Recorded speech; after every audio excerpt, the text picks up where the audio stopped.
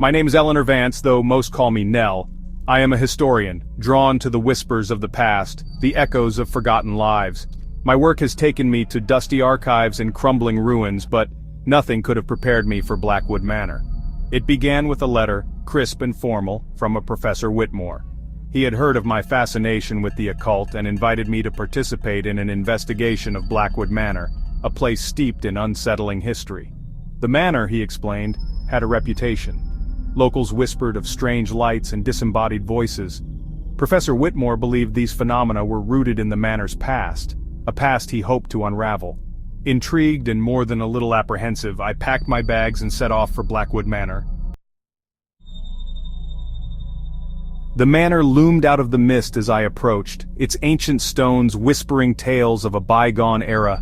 The air was thick with an eerie silence, broken only by the occasional rustle of leaves. A gothic silhouette against the stormy sky, the manor seemed almost alive, as if it were watching my every move. The clouds above churned ominously, casting fleeting shadows that danced across the facade. Gargoyles perched on the eaves, their expressions grotesque and menacing. They seemed to guard the secrets of the manor, their stone eyes following me as I made my way closer. Ivy, thick and overgrown, clawed at the stone walls as if trying to reclaim the building for nature. The tendrils twisted and turned, creating a maze of green that added to the manor's mystique. The air itself felt heavy, burdened with unspoken secrets and the weight of history. Each breath I took was filled with the scent of damp earth and decaying leaves, a reminder of the manor's age. Professor Whitmore greeted me at the door, his face etched with worry. His eyes darted around nervously as if he expected something to emerge from the shadows at any moment. He introduced me to the other members of our team, a skeptical journalist, a nervous psychic, and a local historian with haunted eyes. Each of them had their own reasons for being here, drawn by the manor's dark allure. The historian's eyes in particular seemed to hold 1,000 untold stories, each more chilling than the last. His gaze lingered on the manor, as if he could see the ghosts of its past. Inside, the manor was a labyrinth of shadowy corridors and dusty rooms. The walls seemed to close in on us, and every creak of the floorboards echoed like a ghostly whisper. The air hung thick with the smell of damp and decay, a testament to the years of neglect. Mold crept along the walls, and the once grand rooms were now filled with the detritus of time. A grandfather clock in the hall chimed 4 times, but its sound seemed to amplify the silence rather than break it. The echo of each chime lingered in the air, adding to the sense of foreboding. I felt a shiver run down my spine, a cold dread that seemed to seep into my very bones. The manor was already weaving its spell, drawing us into its dark embrace. Blackwood Manor was already weaving its spell, its dark history and eerie presence wrapping around us like a shroud. We were about to uncover secrets that had been buried for centuries, and I couldn't shake the feeling that we were being watched. That night, unable to sleep, I wandered the darkened halls. The manor was eerily silent, each creak of the floorboards echoing through the empty corridors. Shadows danced on the walls, cast by the dim light of the few remaining candles. It felt as though the house itself was alive, watching my every move.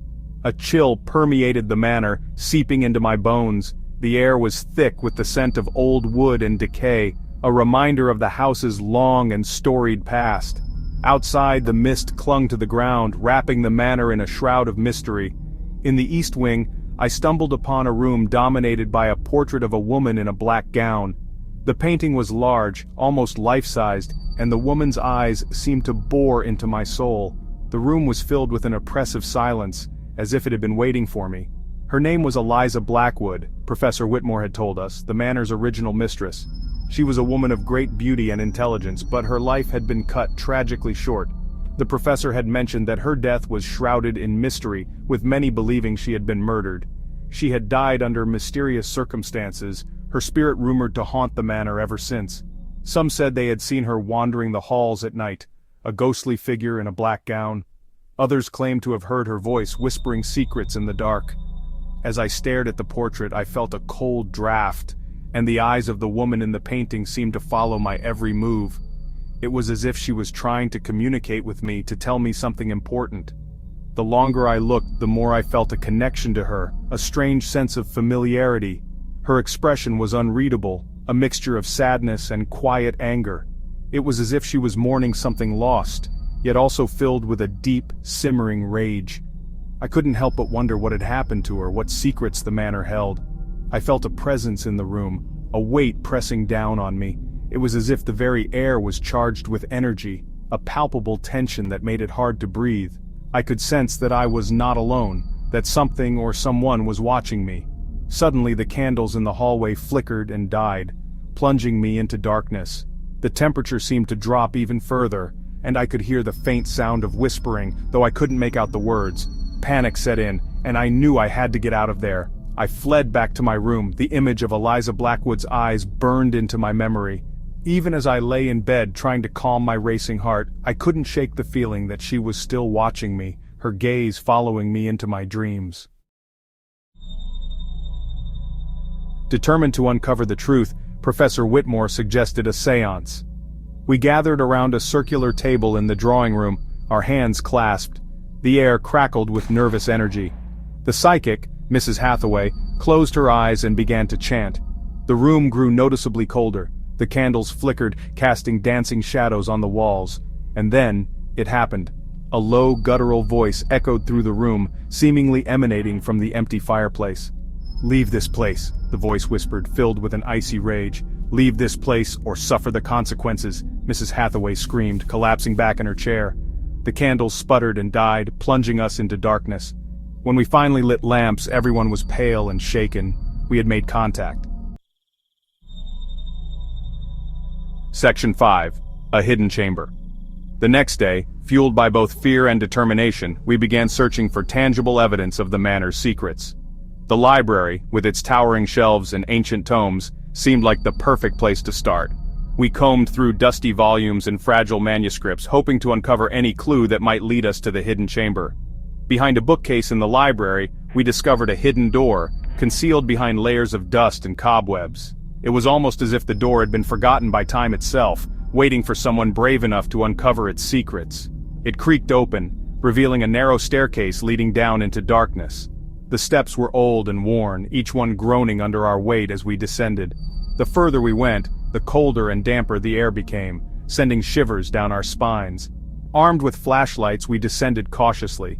The beams of light cut through the darkness, revealing the rough stone walls and the occasional scurrying of unseen creatures.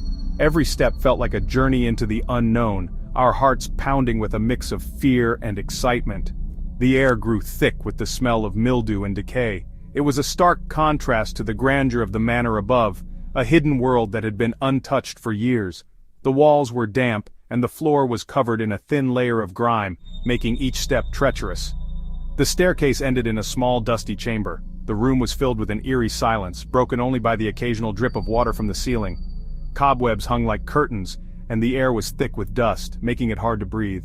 Inside we found shelves stacked with strange artifacts, ancient grimoires, crystal balls, and ceremonial daggers.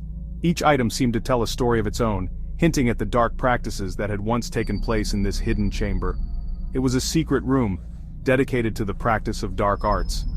The very air seemed to hum with a sinister energy, as if the room itself was alive with the echoes of past rituals. We could almost hear the whispers of incantations, and the flicker of candlelight in the shadows. In the center of the room sat a wooden chest, its surface carved with arcane symbols. The chest seemed to be the focal point of the room, drawing us in with an almost magnetic pull. The symbols were intricate and strange, unlike anything we had ever seen before. We lifted it carefully, our hands trembling with anticipation. The wood was old and brittle, creaking under our touch. As we opened the chest, a cloud of dust rose into the air, making us cough and squint. Inside we found stacks of old journals, their pages filled with faded ink and strange diagrams. The journals were fragile, their pages yellowed with age, but they were filled with meticulous notes and drawings that hinted at a deeper mystery. These, we realized, were Eliza Blackwood's diaries. Each entry was a window into her life, her thoughts, and her dark practices. The more we read, the more we understood the true nature of the manor and the secrets it held. Section 6. Eliza's Diary. We spent hours poring over Eliza's diaries, piecing together her tragic story. The entries were filled with Eliza's longing for love and recognition, She had been a woman shunned by society for her interest in the occult, her knowledge feared and misunderstood, her writings detailed rituals and incantations, desperate attempts to find solace and connection. But her practices had attracted something dark, something that had latched onto her loneliness and twisted it. The final entry, scrawled in a shaky hand, spoke of betrayal and a ritual gone wrong. Eliza had been tricked, her powers used against her, leaving her spirit trapped within the walls of Blackwood Manor.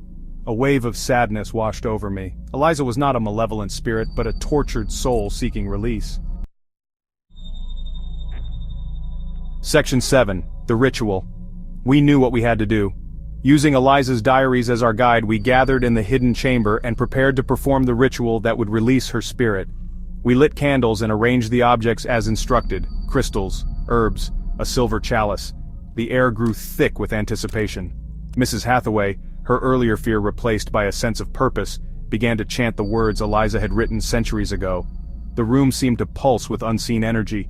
A cold wind swept through the chamber, extinguishing the candles and plunging us into darkness. We huddled together, our hearts pounding in our chests. Then, just as suddenly as it had begun, it was over. We lit a lamp, our faces illuminated by the flickering flame. The air felt lighter, the oppressive atmosphere lifted. Section 8. Resolution. We left Blackwood Manor the next morning. The storm had passed, and the sun broke through the clouds, bathing the manor in an almost peaceful light. The gargoyles on the roof seemed less menacing, their expressions softened by the sunlight. As we drove away, I glanced back at the manor, its silhouette receding into the distance. I thought of Eliza Blackwood, her spirit finally at peace. The manor, once a place of darkness and despair, felt strangely tranquil. Our investigation had uncovered the truth, revealing the tragic story of a woman wronged and misunderstood. We had faced our fears, and, in doing so, had brought peace to a troubled soul. Section 9. Lingering Shadows. Years have passed since my time at Blackwood Manor. The manor has been restored to its former glory, its rooms no longer filled with shadows and whispers. Tourists now wander its halls, marveling at its architecture and history. But I know the truth. Some secrets, I believe, are not meant to be fully understood. And some places, no matter how beautiful or serene, will always bear the echoes of the past. Blackwood Manor may be at peace, but its stories, like the shadows that linger in its corners, remain.